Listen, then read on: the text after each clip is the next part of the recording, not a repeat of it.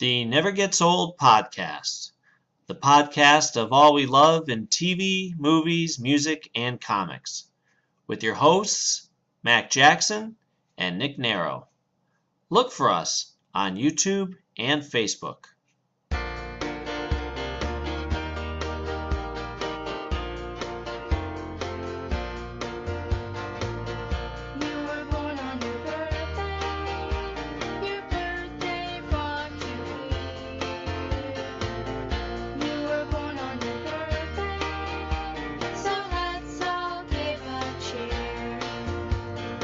Hello, everybody.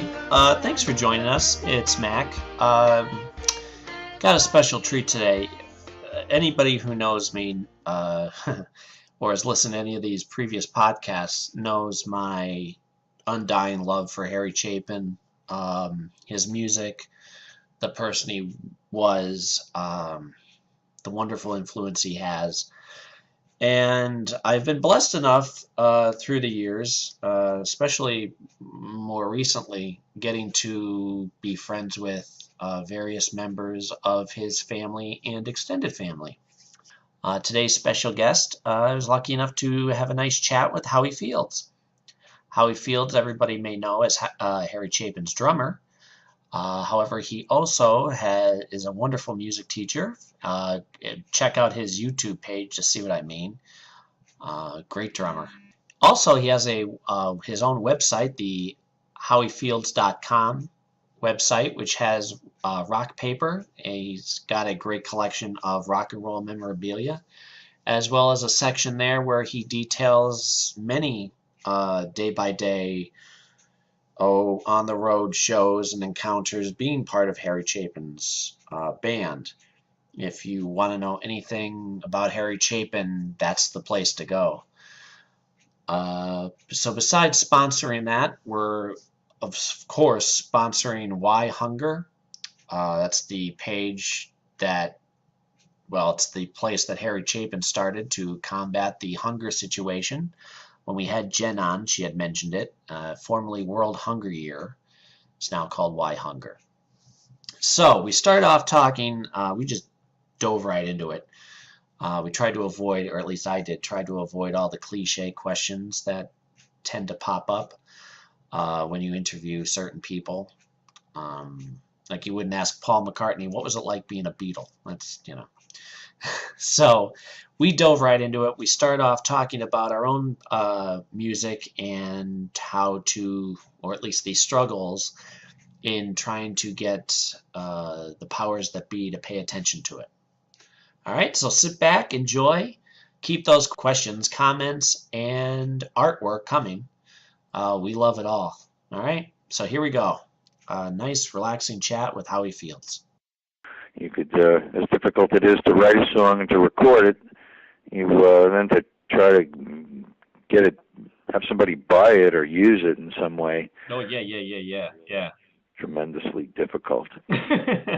Well, yeah, it's funny too because one of the guys that I was, it was, I don't know about you, but I'm one of the people that I think we should all be a family. If you're a musician, I think you see another musician, instead of putting the claws out, you put the arms out. You know what I mean? Yeah. Like my idea is, great. I don't feel competition with you. I feel like we're part of a unique family. So there was a guy who ran his own recording studio above his garage, and he's the one who did those the two songs of mine, Alone Again, which you heard, and right, yeah. I have to get the better drums on, as I said. I'm going to re-record that one. But the other one, The Story of Us, I also recorded there, and I think that's probably as good as it's going to get. Well, he was telling me, it's one thing to write a song, but hey, I think I have some connections. Maybe we can license your stuff, and maybe somebody will buy it as a background to a movie, or which is great. Right. I would love that, but of course, like you said, that's not easy to do. Really, it's really tough. I'm hoping if I just put out music and a lot of networking, to get on the the inside of various, entertainment biz entities. Mm-hmm. You Mm-hmm. can't Well, just like go on the internet and try to find out who's in charge of, who decides what music is going to be used in the next, Apple movie, well, yeah, yeah, and that's the thing. I always try and instead of driving myself crazy worrying about it, even though yeah, I'd love that. I just for my own sanity, I guess. I just think, okay, let me make sure I'm putting out quality music. Yeah, You know what I mean? If I can put out something that I can listen to 5 years down the road and go, no, I'm proud of that. I'm glad I wrote that. Then I'm yeah, happy. If you know, yep, because I mean, look at so much good stuff that's out there that nobody necessarily hears enough of. And the other side of it is there's so much crap that gets so much promotion, yeah. right? I know, you're right. I mean, I've noticed. I don't know how you feel, but I notice like every decade, it seems like what is currently quote unquote popular and being pushed, Yeah, it gets worse every 10 years. yeah. I love what Paul Simon said in his song "The Boy in the Bubble." He said, "Every generation throws a hero up Up the the pop pop chart." charts, yeah. Hey, you can't argue with it, It's Yeah. just the way it is. There's some decent stuff out there, but not much. Not much. But Not much. and if there is, No. it's hard to find. Like there's a guy who I found recently. I'm always hungry for someone who's I'm gonna get like the chills over because I love it so much. And there's a guy named Jeremy Messersmith who he's got let's see, 4 albums out now. But Yeah. I don't even know if he's signed yet. But his stuff, he's got like a Paul Simon type voice. It's very sincere, very clear, and his music is quirky enough, like Elliott Smith. You ever hear of Elliott Smith? I'm not sure. I don't know. He's the guy who did the soundtrack for Good Will Hunting. Oh, really? Yeah, Okay. not necessarily the best singer, but a good songwriter and did some fun stuff with his own harmony. Like he'd play his own drums or piano and guitar. And I don't know. I always called him my guilty pleasure because I I can't tolerate mediocre. You know what I Yeah. mean? And he's probably the worst singer out of anybody in my collection, but I still Uh-huh. love him because he makes up for it with I guess the rest of his talent. Right. But so yeah, he's got this Jeremy Messersmith. He's probably the newest person to get my attention. But man, it's few and far between as far as anybody over the last 10, 20 years that I think is worth it. I'll have to check him out. Yeah, well, I'll send you a link or two and Okay. tell me what you think.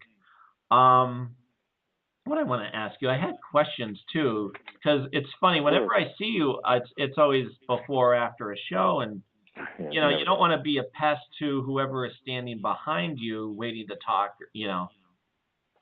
to chat, And now's the time. Fire away. right? Let me think. Well, off the top of my head, now I know a lot of the history uh, of Harry's and therefore yours and everybody else in the band, at least general knowledge. Hmm. You joined the band for the What Made America Famous music, Right. right? That's But right. The Broadway show in 1975. oh, was it 75? Yes. That was, let's see, was that before the fourth album of his? Because I know Short Stories. That was yes. No, after the fourth album, and he was. I believe he was recording the fifth album during that time over the course of several months while that Broadway show was going on, and maybe before it started and after it was over with. Mm-hmm. He was recording the fifth album. Huh. And what do you remember? What your first? The fourth album had Cats in the Cradle on it, and that's what made Barry him Balder a did, national right? star and made him gave him, the drawing power that some Broadway people would approach him. Mhm. Yeah, yeah. And so I'm trying to think. It was Verities and Balderdash was that album. That was the fourth album, right? Yeah. And let's see. Was it Portrait Gallery was the fifth? Yeah, Portrait Gallery was the fifth album. All right. So I'm just remember. It's funny the things you know without trying to know. You know Yeah. what I mean?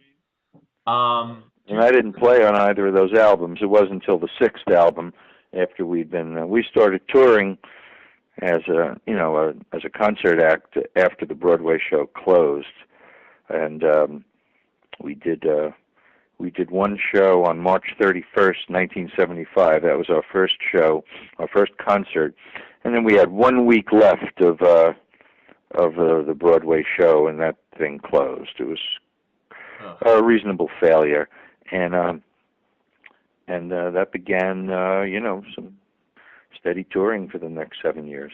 And it's funny too because wonderfully, I mean, he was one of the people who wasn't happy just making albums. Like I love that there was always another iron in the fire.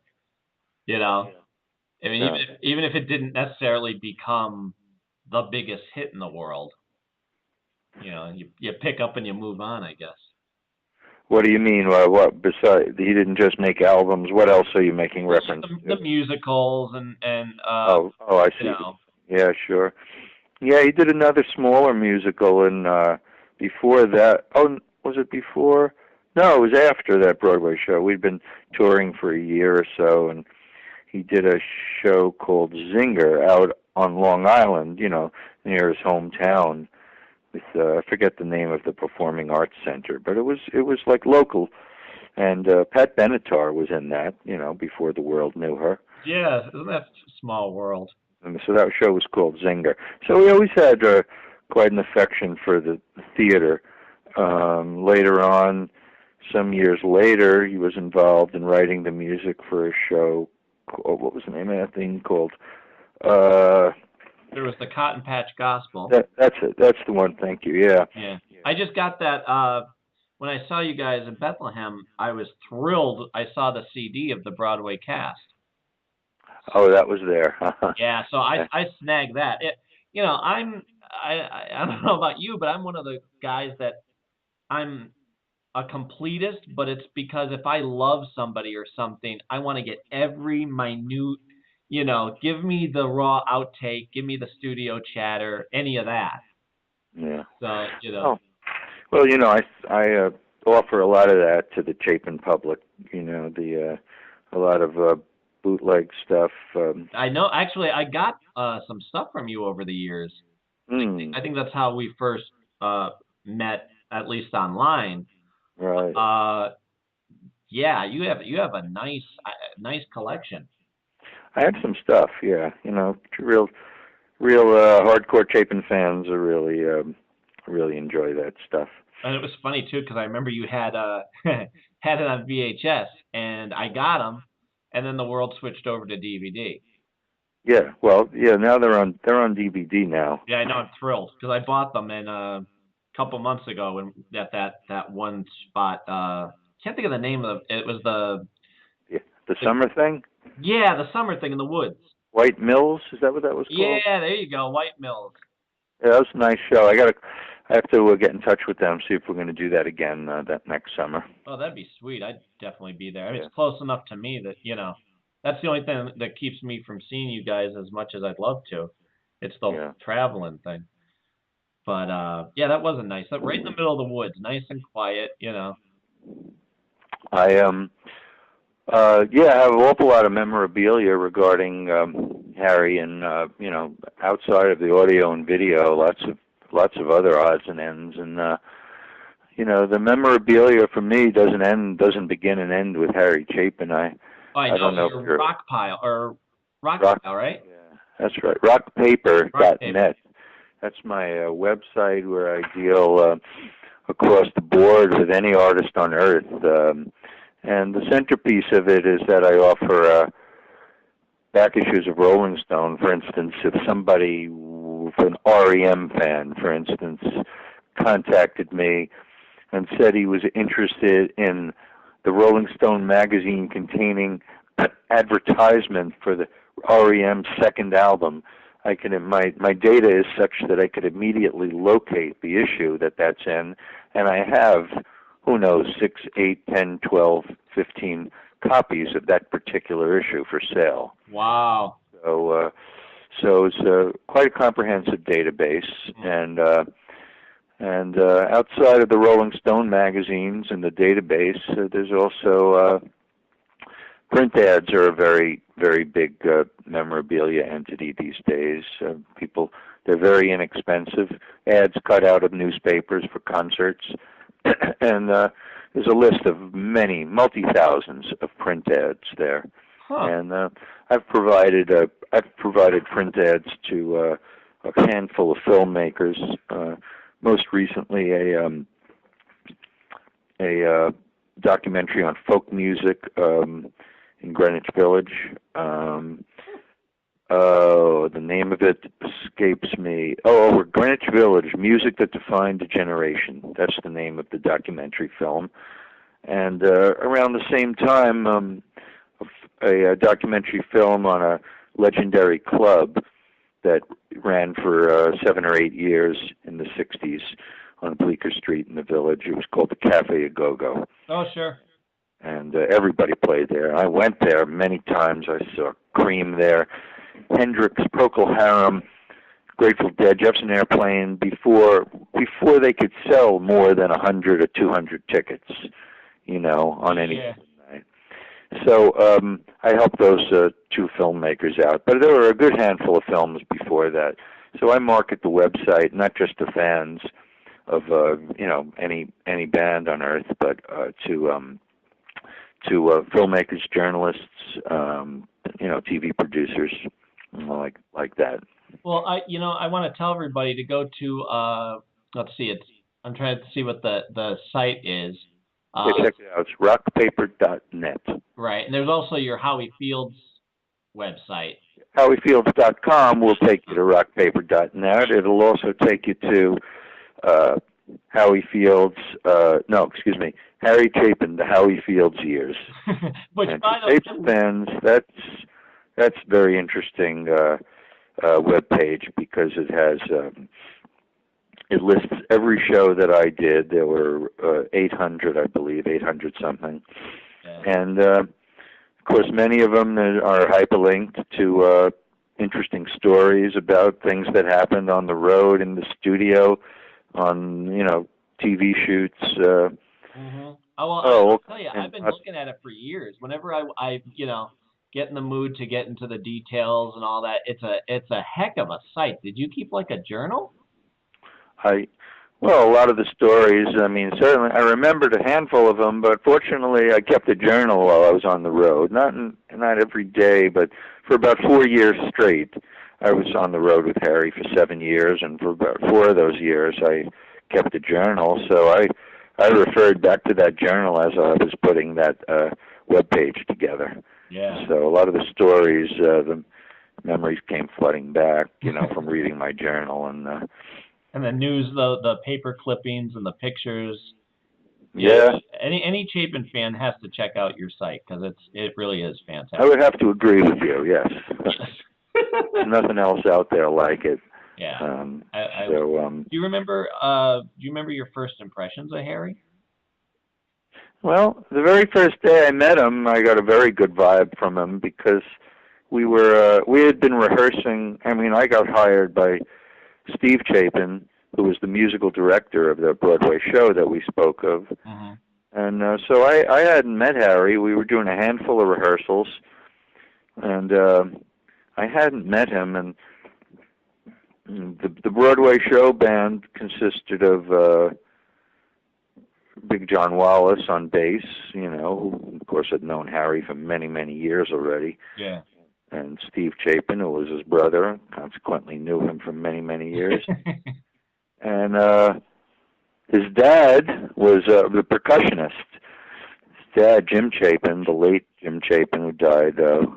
That's long ago, actually, right? 2 to 3 years ago, yeah. Jim died. And so the new people aboard were myself, on drums. I was brand new because and Doug Walker was an old friend of Steve's and Harry's from the days that they all sang together in the choir in Grace Church in Brooklyn, which is something common knowledge to hardcore Chapin fans. Right. But Doug had never played, music with Harry and Steve.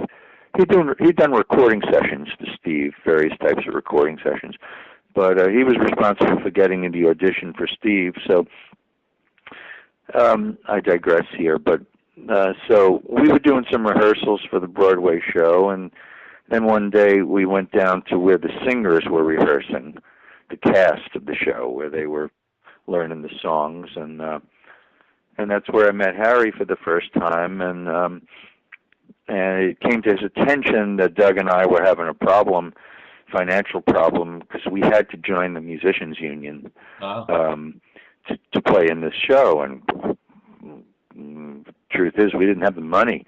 It was like $200 or $300 to get in to join the union. Yeah. He walked right over to us and he said, "Hey guys, I'm going to cover you, and when you get your first paycheck from the Broadway show, you'll pay me back." So, that's a good introduction. Oh yeah. Certainly endeared you right away. Yeah. So it was. He was a nice guy to work with from day one. And it's funny too, because, and you can correct me if I'm mistaken, because I number one, I always hesitate to, like if I'm talking to you or Jen or Steve or Tom or whoever, you hesitate to say, "Oh, Harry this, oh, Harry that," because on one hand, you're all wonderful people all on your own, and I would never want to personally take focus off that. But two, everybody, I'm sure you guys have heard as sincere as it is from everybody, I sympathize with you, because you must have heard the same things for the majority of your life. You know what I mean? That what?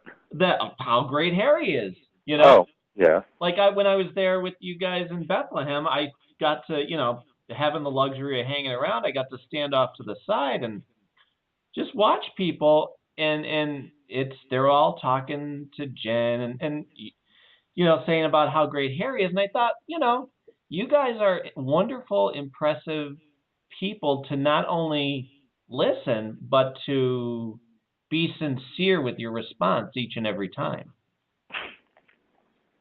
Well, geez, fans walk up to you and they ask questions, or they're complimenting you, or and you just try to be straightforward with them. Mm-hmm. And I'm telling you, I did a couple podcasts ago. I'll send it to you just so you can hear it. I called it "Good People Being Good to People," and it was about how wonderful each and every one of you were interacting with people throughout the whole night. Yeah. And it really is. It's inspirational and impressive, no matter how many times I've seen or heard it. Hey, listen, it doesn't hurt to be nice to the people that buy tickets to see you perform. Right. Not that that's the reason, but it's hey, they came to see you. Why not give them a little bit more? You go out there after the show and speak with them, and yeah, honest to God, try to make them feel like like they're part of your life for a few minutes. And thankful. You always make sure to let them know how thankful you are, and that's great. I always think about the clip of Harry saying, how lucky, and I always think of this too when I'm performing and I talk with people during break or afterwards or whatever. If you're lucky enough to do what you love, basically the least you can do is give it your all and make sure people know how thankful you are. Oh yeah. It baffles me sure. When you hear the stories of it could be someone in Hollywood or a musician or whoever, where they're just snobs, Yeah. I've been at even just comic book conventions, and Hmm. The writer or the artist just keeps their head down, signs stuff. They don't look up. They don't make chit chat. They're just like, I'm here for the paycheck. Get away from me. And I thought, wow. Are they getting paid by the autograph? Is that what they're doing? Sometimes. Yeah, well, those people, yes. There are other artists who just, they're thrilled to meet everybody or writers, and they'll invite you over and, chit chat or, hey, let me do a quick sketch for you for free. Those are the people that I love. It doesn't make any sense to be not to be very nice and responsive to the people that are there, because they appreciate what you're doing. God, you could have a lot bigger problems than that.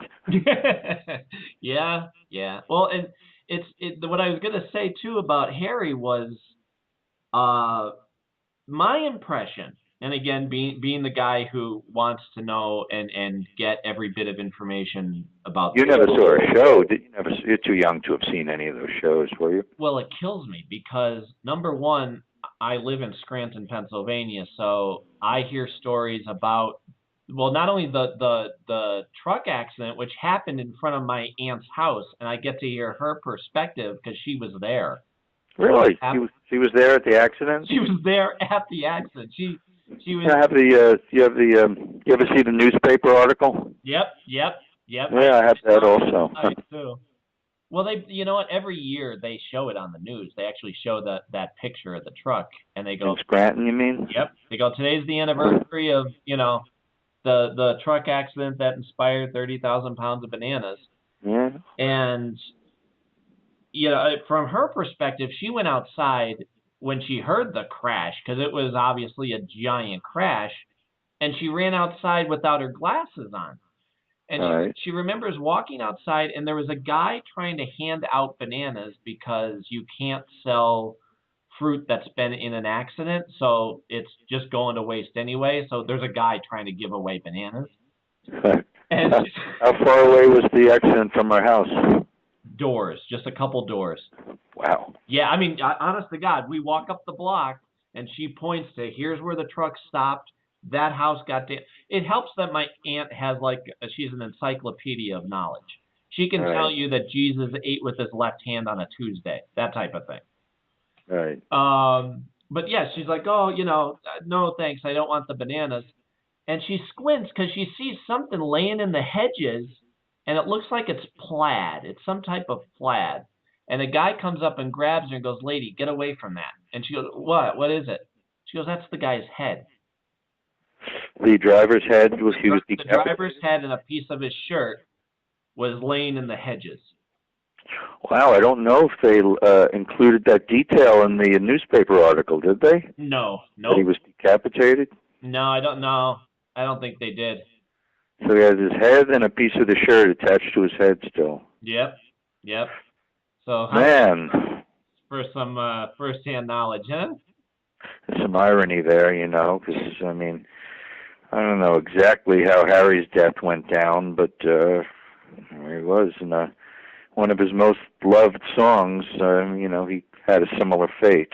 Well, you know what? I'll tell you too. Well, the other part was that I was going to say was that, everybody always tells me, oh, I got to meet Harry, and oh, sure, I, hung out with them, and I was 15 when I discovered him, because, around that age of 15 is when you really start to make your own musical choices. Nobody really has as much of an influence except yourself as to what you like. You know what I mean? Yeah, sure. That's how the age it happens, right? Yeah, and I remember falling in love with his stuff, and I found out, wait a minute, so he passed away in 81. I'm now 15, and this is maybe, let's see, I'm 30. I just turned 38, so the math is 89, maybe? I don't know. But anyway, everybody always tells me, oh, sure, I got to meet Harry. Oh, sure. And they all tell me stories where if they met him once, he would see them in an airport years later and remember them by name. Well, that's pretty good. I'm like, wow. And I always think, man, I would love, my impression of him is that he was obviously, besides phenomenally talented, that's obvious, but obviously very determined, you know, constantly on the go, constantly having a new iron in the fire, like nobody else, I think, in the world. Yeah. And on the opposite side was just a very sweet, wonderful, inspirational person. Right. I mean, is that accurate? Since I mean, you knew him, so you might Oh know. yeah, he was inspirational and extremely. What was the first thing you said before that? What was the word you used? Uh, Having the irons in the fire, constantly on the go. Oh yeah, well, he was. You Person. know, might have been his downfall. Really, you know. I know you said something earlier in our conversation about uh, when we were talking about Broadway shows. He wasn't just recording albums. He had a man. He had an awful lot of stuff going on. Mm-hmm. Mm-hmm. You know, and it wasn't just artistic, it was political also, and he was trying to maintain a family life and record albums and tour and keep a band together and rehearsing, and there's an awful lot of stuff going on. And, you know, Yeah. he might still be around if he hadn't been that driven to do so many different things. Well, and it's funny you're saying about the irony of him, you know, talking He about. was he wasn't he was superhuman. You know, that's what John Wallace says. He wasn't human. He was superhuman. He did more stuff than, you know, he was in the extremely exclusive percentile as far as people doing things. And honest to God, I'll tell you this again. Never having the pleasure of getting to meet him, so inspirational. I mean, just there was a new interview I just saw from 1980, and he's doing it's a TV interview. I don't know if you've seen it. If not, I'll just send it to you. But he's sitting on the couch, and he's clearly exhausted. You can tell it's probably the first time he sat down. You know, so he has his arm on the couch, uh, like near the girl that's interviewing him, and she's kind of cutting him off because he's talking about poverty, and she's just trying to get like her own new question in. Yeah. And talk about the eerie part. He talks about, you know, our hunger situation is it's pretty easy, you would think, to fix because, for example, if a car blows up, if you hit it from behind, you would fight to get that car fixed. And I'm like, ooh.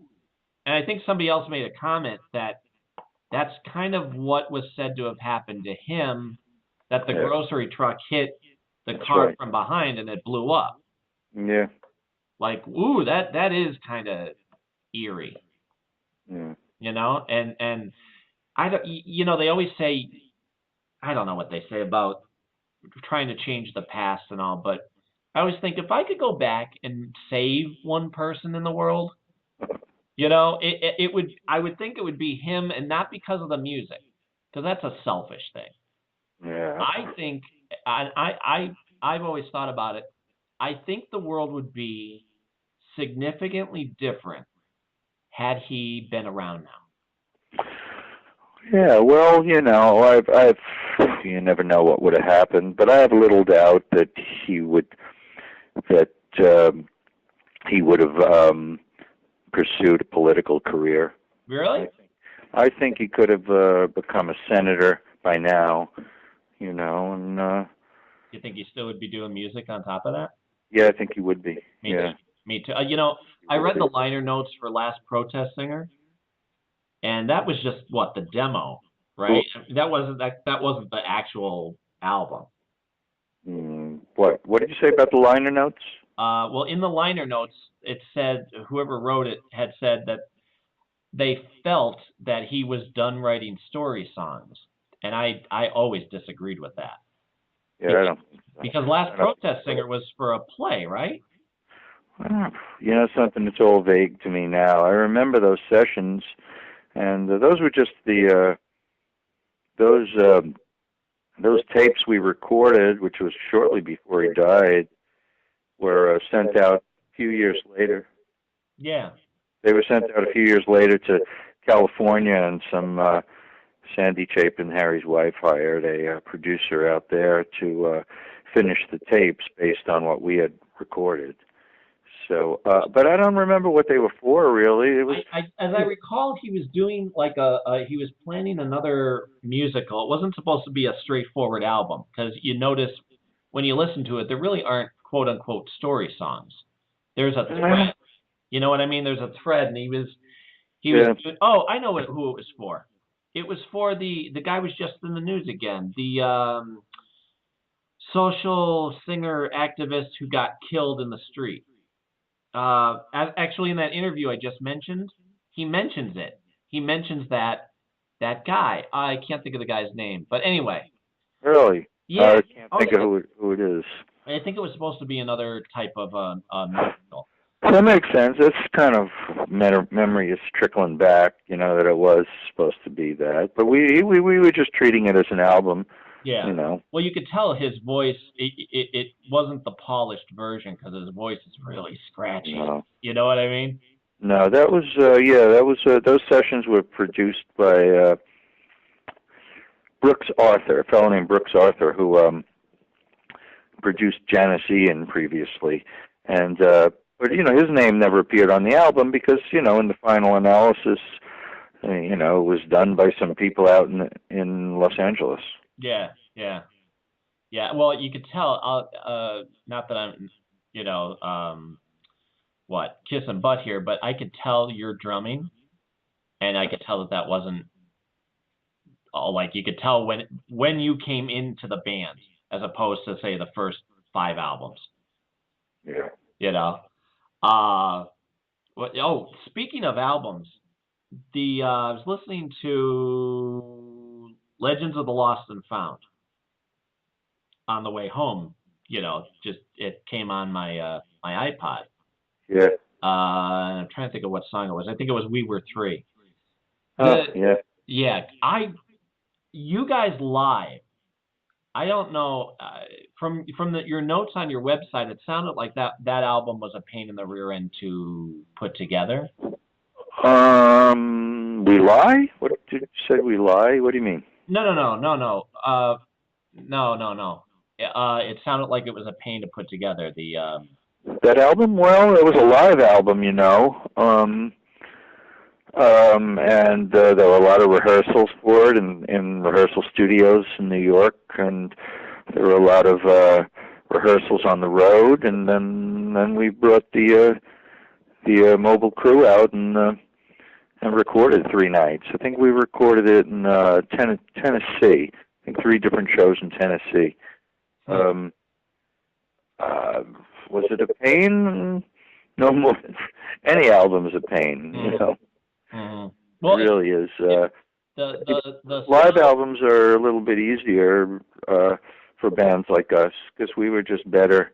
We were just better on live than we were in the studio, and that's not a unique complaint. A lot of bands say the same thing. Sure. They're much more comfortable on stage than they are in the studio, and that was really true of us, especially Harry. He loved to be. He dug the love that his audience gave him. I always love that. After a song, he'd turn to you guys and give a thumbs up or a kind of a. Yeah. Yeah, that was cool. That was cool. Yeah. Yeah, all right, good job. That was cool. And we were just trying to do our best. Really, we're not incredible, awesome musicians. We're just, we knew his stuff. We knew it well, and we knew the vibe he wanted, and we tried to get it, and and we come up with an arrangement and try to play it as good as we can. And yeah, I remember that many times. It was he'd respond in a complimentary way to us by turning around like that. And you could tell vocally, you guys, so pure. I listened to it, and you forget that it's live. Same thing with Greatest Stories live. That was my first, that's always the gateway into getting any Harry Chapin stuff, I tell people. Yeah. Get Greatest Stories. Steve and Big John and Doug Walker, they were the background vocalists. They had a great blend. Yeah. I don't even think a studio version could have been better. I mean, that's it. That's the track. You know what I mean? Well, it's no secret that, I mean, we did two live albums, Greatest Stories Live, and that one we just mentioned, Legends of the Lost and Found. And it's no secret, anybody that does a live album takes the tapes into the studio. And they clean it up. They might add some vocals. They might replace some vocals. They might add some musical parts. But the nucleus of it is live. Mm-hmm. But that's what, I mean, everybody does. And, one of the greatest musicians on earth is Frank Zappa, and I used to read about him. He recorded many live albums, and he just used the live tapes as a starting point and bring it into the studio and flirt with it a little bit. Yeah. Well, what was I going to say about that? It's funny because there are songs that are. Well, I just found out by looking at your website that there are songs that you guys didn't even record that were supposed to be on that album. Which ones? Legends of the Lost and Found. You'll have to refresh my memory. I have to look at your own notes here. Let me see. Okay. But it's funny because he is one of the only two people that at least I know of that took a song that was already recorded, it was already on an album, it was done, but went back and added more verses or rearranged a verse and made it long. And it's so much better. Like, I mean, Flowers Are Red is the easy one because the studio version just has that quick done ending. There's no up, we still must have our children say part and do the chorus again. Yeah. But to hear like, what? Well, Corey's Coming was another one that he, because the record company was always badgering him. He said the songs are too long. So he made abbreviated versions of some songs, I mean, Harry couldn't conceive of a song less than 6 minutes. Right. Well, yeah. And if you're going to tell a decent story song, I think you don't have a choice, really. But Corey's Coming was one that, he recorded on, what was it called? What was the name of that album? On the Road to Kingdom Come. Yes. That was the original studio version, and then on Legends of the Lost and Found, he put it all out there. The way he originally wrote it. Oh, okay. See, I took it the other way. I thought he had the studio version and then went back afterwards. You think? It might have gone down that way either. But either way, I really don't know. I don't know. I'm vaguely recalling he had a long version, and then the studio and the record company said no, too long. Good song, too long. And then a couple albums later, he decided to do it his own way. Love that. I love that. And there's the other one too that it's gonna kill me. It's from the Lost and Found. Darn it. I'm gonna find it because now it's gonna drive me nuts. Hang on, 2 seconds here. It is. Of course, it would help if I'm finding the right one. Here we go. It was If My Mary Were Here. Oh, yeah. That was a beautiful song. There was a longer version on Legends of the Lost and Found. Is that right? Yep. Yeah, that was really one of my favorite songs of his. That was great. I think it's I agree. And I love the longer versions of, I think it just adds more. I watched the DVD of your Germany concert that came out recently a few years ago on DVD. Yeah, right. Yeah. And you do Corey's Coming. That's right. And I'll tell you, every time I tear up. Uh-huh. It's the performance, it's the words, it's the sincerity in the performance. It just, woo. There were a lot of kids running around named Corey that would not have been named Corey had it not been for that song. But it's funny, too, because I heard the story before I saw that DVD. The audience looked like they were fried. Do you know what I'm talking about? The German Yeah, audience, the yeah, TV audience there. yeah. There's one guy in the middle that they keep Yeah. on who's got this big grin on his face, but everybody else, he's like, yeah, yeah. Harry's like, come on, we're gonna do 30,000 pounds of bananas. I need you to participate, and they're just like, Well, that was a tough. That was just a. That thing was two concerts in two concerts in Germany, and then the TV show in Germany, and then a radio show. I think was in Amsterdam, and the two concerts were just crazy. It was they put us on a bill because it was still like within a couple of years of Catching the Cradle. So there, and I have the poster in my basement. I think I put it on the website. I'll look for it. I think it's when was that? What year was that thing? Which one? Oh, The 77, I thought. Maybe I'm wrong, but off the top of my head, I'd say 77, 78. well, I have the poster for one of those two shows. It was the same group of bands on the both shows, and I have one of the posters. They put us out there with, at the time, one of the biggest heavy metal bands on earth, Status Quo, and John Mayall was on the bill. They reformed Small Faces, and which I was just beside myself because I was such a huge fan of British rock, and there they were, two of the original Small Faces, out there, and it was crazy. It was it was in two huge indoor arenas, and there were it was just a couple of thousand drunken, sausage-eating German teenagers smoking pot and just totally drunk, and they were there to rock and roll. John Mayall was another. Dr. Feelgood was another act on the bill. John Mayall, and oh man, and it was not our element. No. And they put us out there, maybe first or second, and there was of course the language barrier.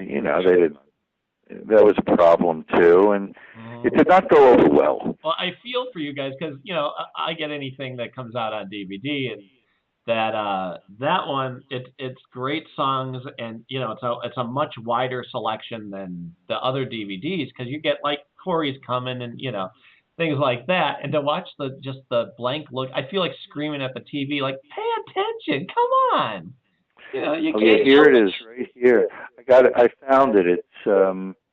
I found it. It is. It was. Oh, I see. We did two shows in Ireland, two shows in England, and then we went to Amsterdam, and then we went to the two shows in Germany that I mentioned, and then a radio show, and then a TV show. But it's April 9th and 10th, 1977. 77, yeah. And I actually have there's two different posters for both of those things, and it lists all those bands I mentioned. It was crazy. It was really so out of line. John Mayall, the Small Faces, Status Quo, the Scorpions were another huge European heavy metal band, and Harry Chapin there. God, it just didn't make any sense. But I'm glad we did it. We had a great time. Yeah. Well, once we got up stage, it was great. Well, yeah, and that's the thing when you can lose yourself in the, and I love that feeling too. I don't know. I'll tell you this too. It happens, of course, with your own stuff, but with Harry's songs, I always say if you're going to do them, you have to do them right. You can't tweak them. You can't kind of do a lazy version of it. You either do it right or don't do it at all, because there's emotion besides the vocal part. The way you play it matters. And so when I perform any of his stuff, you close your eyes and you lose yourself in the emotion of that moment. And when you're done, I remember opening my eyes and realizing, number one, oh, that's right, I'm in front of people. Two, I just went on an emotional journey. It helps Yeah. that they're long songs too. So you do feel like time has passed, but it was worth it. You know what I mean? Because you go from happy to sad to, all of the emotions in between. Yeah. And I can't say that about anybody else the way you can with his stuff, you know? And it's funny too because I know I could play his stuff. The first song I ever learned to play on guitar was WOLD because Really? a buddy, That's, yeah, my guitar teacher buddy goes, "Oh, you want to learn how to play guitar?" And I'm thinking he's going to do it the traditional, you're going to learn sheet music and here's an oh, A, God. here's a B. Yeah. He goes, "Well, what do you want to learn?" I said, "Oh, can we learn? I want to learn a Harry Chapin song. How about WLD?" He goes, "Sure." Well, little did I know, I should have learned like Mary Had a Little Lamb first, or something with three chords like Bye Bye Love. Yeah, how do you teach you that? That's a pretty that's not an easy undertaking if you've never played guitar before. No. So now I learn by hitting plateaus. You know what I mean? Like I can play anything that's easier than that, and then I'll take another hard song, and so you do feel accomplished when you get through any of his stuff. Yeah. You know, I'll tell you I still watch. I recorded the behind the music Um. special that was done on VH1. Yeah. Sure. Yeah. That was I thought, so well done for being an hour with Yeah. as much They as I. did a good job on that. Yeah, because they I usually rip remember it. when they were there. I have all the outtakes of. I mean, I was glad that they included two little sound bites of me in it. I thought they were going to bypass me, but we did. We were doing a Steve Chapin Band concert in New Haven, Connecticut, when they sent down the VH1 crew. They taped a little bit of the show. I don't think they used it in the show, but afterwards they had a room back at the hotel we were staying in, and they set up the cameras, and they did lengthy video interviews with myself and Steve and Big John, Huh. and they sent me all of those tapes. Nice. That is nice. If you ever switch them over and sell them, let me know. I wouldn't sell them, and I haven't switched them over, but I'll keep it in mind if I could ever get them over to you. Yeah, because we were talking about you putting them on DVD. I remember years ago going, okay, because I bought maybe two or three. I got the Carson tapes from you. I think I got it was the concert Harry did. It was before Short Stories came out, and it's, Ron Palmer's there, and it was done at a college. And I love that type of stuff. The raw, there's no glitz. It's just here you go, Yeah, still early on, yeah. and I adore all that stuff. And I remember going, are you by chance going to be putting them on DVD? And again, this is just when DVD was just starting off. You're like, no, not yet. When Yeah. I saw that you finally did, I'm like, oh, I have to buy them again. This is so worth it. Yeah, it's just more convenient to have it on DVD. Yeah, But yeah, Ron Palmer was that's Harry's first original guitar player who played guitar on Taxi and the whole first album and the second album, and he was a great part of Harry's history. Those initial few years, first 2 or 3 years of concerts before he expanded to a bigger band. mm-hmm. Ron Palmer was the guitar player, and Very his distinctive. shorties. Harry would turn the stage over to him, and he'd do his what he called shorties. And Yeah, I mentioned before that Harry couldn't conceive of a song being less than 6 or 8 minutes, and Ron just never understood why a song had to be more than 45 seconds long. And those were the type of songs that he did, and they're the Ron Palmer. pretty funny if you ever get a chance to hear them. Well, that's the thing. The concert that I have of them doing the college. I can't think of where it was. They do the old Greasy Spoon is towards the end of that show, which was a great bonus track for me that I had never heard. Right. But it's Ron doing the Ron Palmer gems, and which brings me back to a compliment I wanted to give to you. I was thrilled to see you get up with the guitar during the summer and do some of them. Yeah, I was going to say that. I was going to go on to say that Big John and I do two of Ron's shorties occasionally. So on Steve Chapin band shows. So yeah, we like to do that. It was like I said, it was a nice surprise. It was nice to see you shine, and I didn't know you played guitar, so that was a nice surprise too. Oh yeah, I play guitar. I teach. I have quite a few guitar students. I make it clear I can't teach them anything except like finger picking and stuff like that, basic chords and finger picking. Oh, music theory too, but yeah. Well, do you use you finger pick? You don't use a pick? oh, I play. When when I'm strumming, I do some strumming and some single note stuff, but I really am more inclined to just finger pick. I learned a lot from watching Harry. Me too. I was gonna say that's when I finally learned. I got to the point where I'm like, you know what? I'm a singer, but I can't rely on anybody else to. I'm not gonna sing a cappella in the middle of a restaurant. I need to play something. And I had started to learn guitar years ago as a kid, but that didn't last because the guy was boring and I was, 12. I didn't have the discipline. Well, then once you get, and you know this from being a teacher and a performer, I always tell people that I'm teaching, make sure you really, really, really want to do this. Because if you're not dedicated to the end result, don't bother. Because in the beginning, it's really, difficult. And I got to the point where I'm like, okay, well, let me see. How am I going to play this? Am I going to pick everything with a pick? And I remember watching Harry, and he would use his fingers and then strum with his bare hand. Yeah. So that's how I do it. I'll use a pick if I know the whole song I'm going to strum. But if there's, for example, if I'm going to do one of mine or one of Harry's, I don't because I know I'm going to need to do some picking.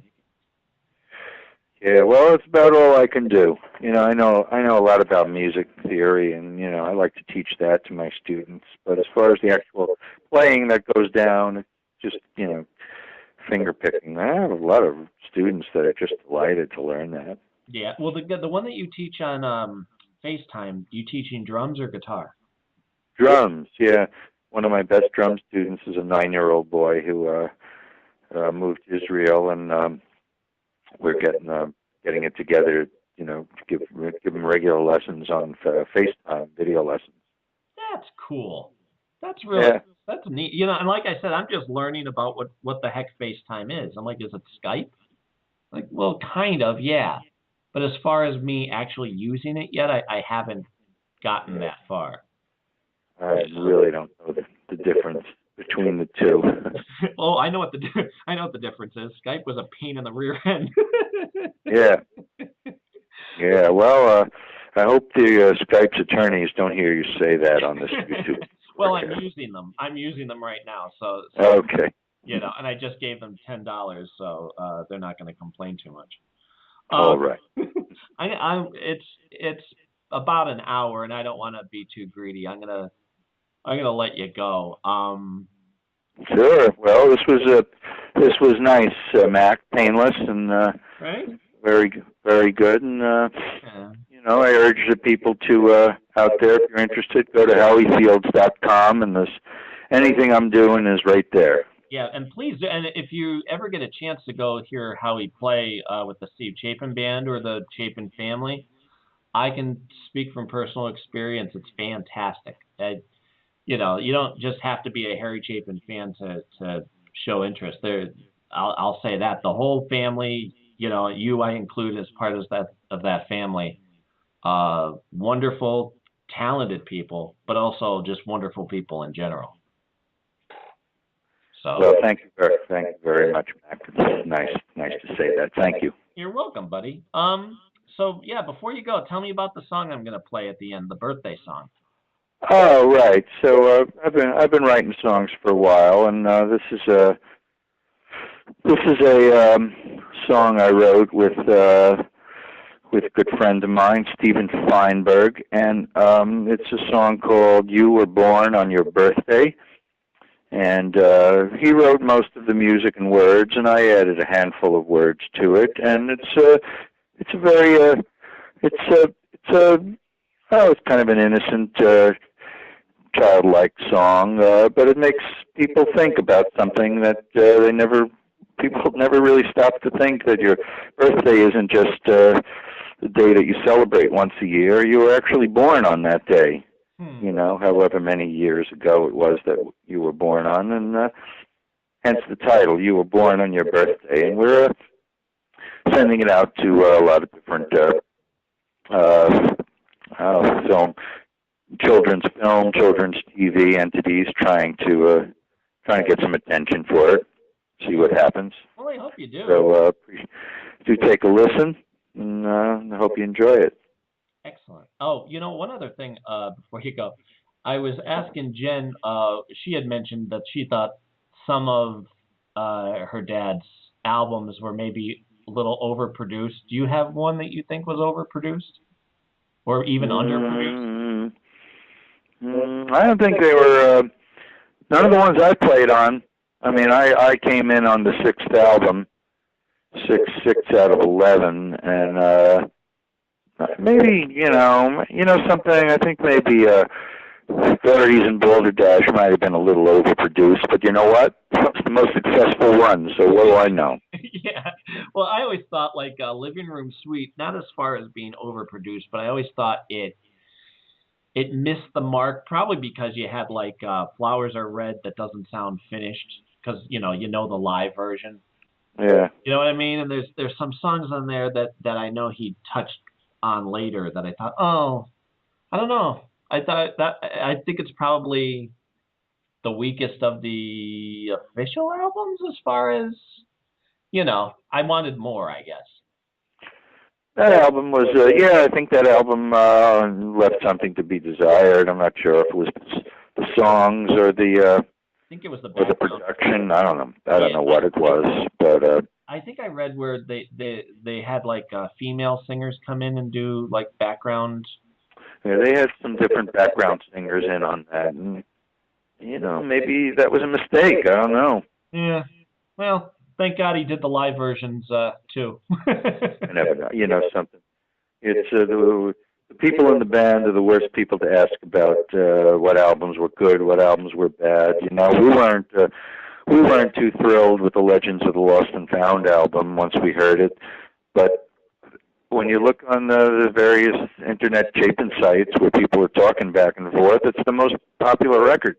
Right, and go figure. I have no idea. I love it. I'm one of them. Yeah, there you go. Yeah. But hey, anytime you want to do this in the future, let me know. I'm here to support you. All right. Well, thank you, Mac. Anytime you want to do it, you just get a hold of me again. Well, thank you, buddy. And now that we know how, it'll be easy. Okay. You have a good night. Okay. Good night. Good night, Mac. Thank you. Bye. Bye.